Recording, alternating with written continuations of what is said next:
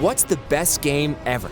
Overwatch, Super Mario, Halo, Dark Souls, World, Abe's Odyssey, Grand Theft Auto, Lego Indiana Jones 2: The Adventure Continues.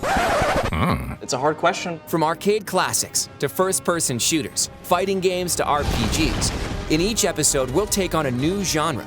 Will your favorite make the cut? No matter who you are, everyone has their favorite game, the one that stands out from the rest, the one they consider the best game ever. This episode, classic games. Hard to believe, but commercial video games have been around for 45 years now. Naturally, a few games from the early days have become bona fide classics, essential not just because they're fun, but because they define genres, gameplay styles, and even how people think about games themselves. And perhaps no game did all three of those as well as Super Mario Bros. Da da da da da da da. dun dun dun.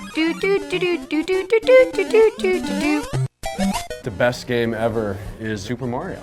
Super Mario Brothers. Mario. Mario. Super Mario Brothers was obviously one of the best games ever made. It was the game that you could play by yourself. Every level had secrets, and you would get these little fire powers, and it was just one of the best games ever made.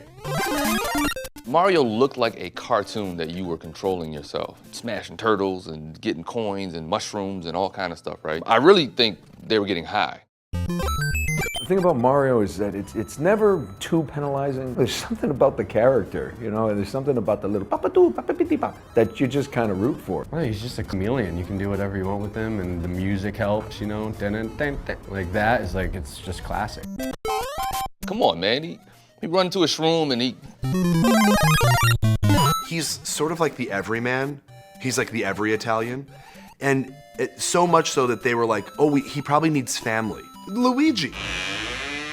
Hello? Luigi held more of a special place right here in my heart. He's taller, a little bit better athlete. And I was always a Luigi guy over a Mario guy because you need that good jump. I feel like it was accidentally discovered when it happened, but in Mario Kart 8, in one specific video, Luigi throws a shell at someone, and as they're crashing and flying through the air, he passes behind them, and he just has this look on his face. It's like he's taking years of being behind his brother and like filtering it all into that moment and just delivering like he's actually a real killer underneath.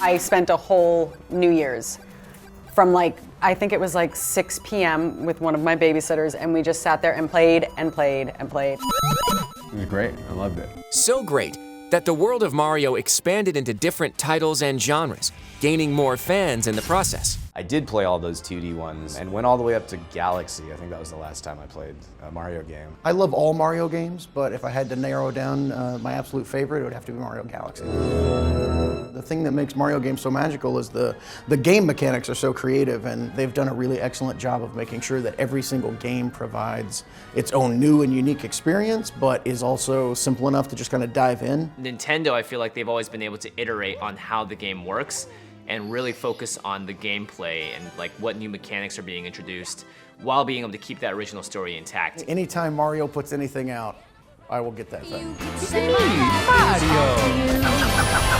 While the Super Mario franchise may be the crowning jewel of Nintendo, it isn't the only classic game that redefined how generations of gamers play. Legend of Zelda. Zelda. Zelda. So The Legend of Zelda has been around pretty much as long as Mario has, and the premise of the stories is surprisingly similar. Hero rescues princess from bad guy. You have to collect the pieces of the Triforce. It means wisdom, courage, and power. It's the epitome of the hero's journey. You kind of want to go on a sword and dungeon quest, and that game sort of scratched that nerve in a really perfect way. It's a classic. It's like a Jurassic Park, or it's like a Star Wars. It's one of those things that's always going to be with us, I think. Legend of Zelda: Ocarina of Time is probably the greatest game of all time, or one of the greatest of all time. You didn't have, set A to B like in Mario, where you go from one end of the level to the other and you get the flag and then everyone cheers. You walk out into this big open field and you're like, wait, where do I go? Zelda was something you could kind of beat at your own pace. You had your own individual journey with it. And for me, this was like 4th and 5th grade, so it's like everybody at school was playing it and you're like, oh, did you beat the Shadow Temple? I remember this one kid, to this day, who was practically in tears the next day because he had beaten the Shadow Temple and he went to go to the bathroom. His mom turned the game off and told him to go to bed, and he lost like hours of play, and he was like shaking the next day at school.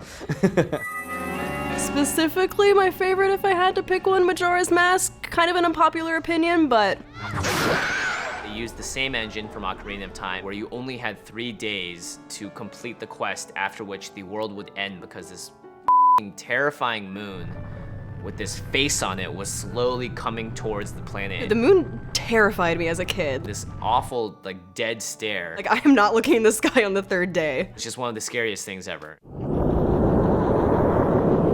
The Zelda franchise is known and loved for its expansive worlds and intricate puzzles, but sometimes it was the simplest of things that generated pure joy in classic games. Best game ever is Tetris. Tetris. Tetris. Tetris. Tetris has got to be the best game ever. On a basic level, Tetris is a game where you've got these falling shapes and you've just got to put them in the right places. So you've got the square, you've got the zigzag this way and the zigzag that way, and then you've got the L shape and the other L shape, and then you've got the sexy line, and then you've got the T. It was packing a suitcase that somebody turned into a video game. Me. And that's how it is. When pieces are coming slow, you're Albert Einstein. As soon as they started getting there faster and faster, especially the L ones and the little Z ones, they just never fit anywhere. And if you put one of those in the wrong, you might as well just call it a day. It was just addictive. There were times where I would pause the game and go eat dinner and be like, do not turn off the television, because I am killing it. Tetris and the Game Boy was always what everyone wanted to bring to the bathroom to play. I mean, I guess anxiety can help things. People play video games in the bathroom? The Game Boy stays in the bathroom. And if you want to play, you better eat fiber. Tetris of all games has stood the test of time because it is still exactly the same game. It has not evolved, it has not changed, it doesn't need to. Can you imagine? DLC Tetris, guys. We've got so many different shapes. Like, I would love to see that day. Thanks for watching. Did your favorite game get a mention? Dragon's Lair, the video game, was amazing. You could kind of go down different paths. Lego Indiana Jones 2: The Adventure Continues. I'm going to go with Sonic. Let us know in the comments what you think is the best classic game ever. Make sure to follow Best Game Ever on Facebook and share this episode with your friends. Next week, the competition heats up as we take a look at the best head-to-head games ever. Don't miss it.